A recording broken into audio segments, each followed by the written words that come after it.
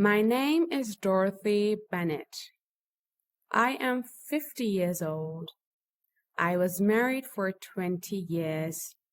My husband's name was Samuel Carter. He was 40 when he passed away. We were married for 20 years. Samuel was the most hardworking, kind man. He loved me more than anything. But I never loved him back. I was full of pride, I was cruel, I was arrogant, and I ruined my life with my own hands. Because I thought beauty was everything, and kindness was nothing. When I was young, I was the most beautiful girl in my town. Everyone admired me. Everyone wanted to marry me. And I carried that beauty like a crown. I thought the world belonged to me. But life had a different lesson for me. I was only 21 when my parents arranged my marriage. They chose a man named Samuel Carter. Samuel was poor. He worked in a small factory. His hands were rough. His clothes were simple. He was not handsome, not rich, not the man I dreamed of. I hated the idea of marrying him. I shouted at my parents, "Why him? I deserve better. I am beautiful. I deserve a prince." But my parents said, "Dorothy, beauty does not feed you.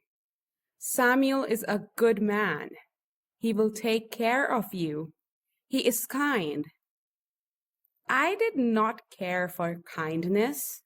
I only cared for wealth, for luxury, for admiration. And so I was married to Samuel.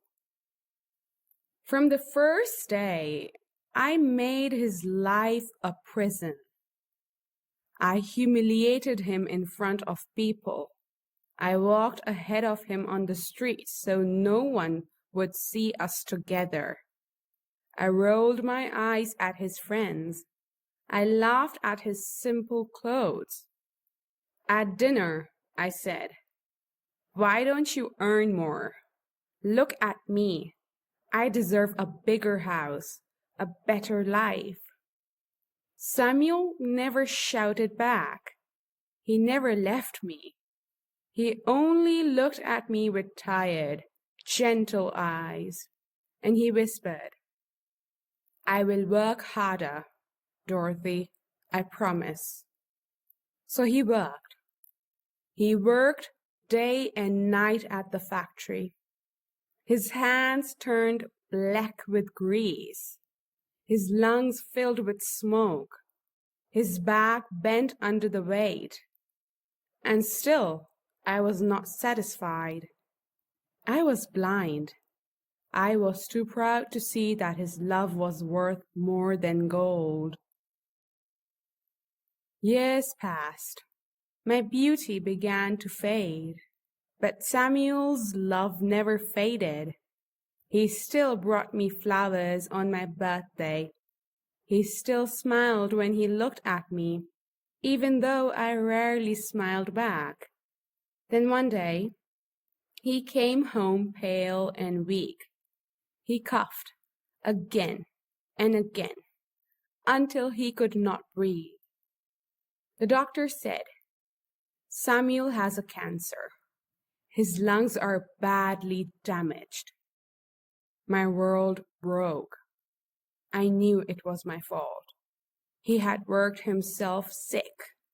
He had given everything to me, and I had given him nothing but pain. I begged at his bedside, "Forgive me, Samuel. Please forgive me." He smiled weakly, even then, and said, "Dorothy, I loved you from the first day. I will love you until my last breath. And one evening, holding my hand, he closed his eyes, and he was gone. It has been 10 years since Samuel died, and yet I still hear his voice in my head. I still see his sad, tired smile. I live alone now, no flowers on my birthday, no smile waiting for me when I come home. Yes, I was beautiful once. Yes, I had pride, but all I am left with now is silence. Silence and regret. I lost the only man who ever loved me. I destroyed him with my own hands. And this pain will stay with me until my last breath. This is my story. This is my forever regret.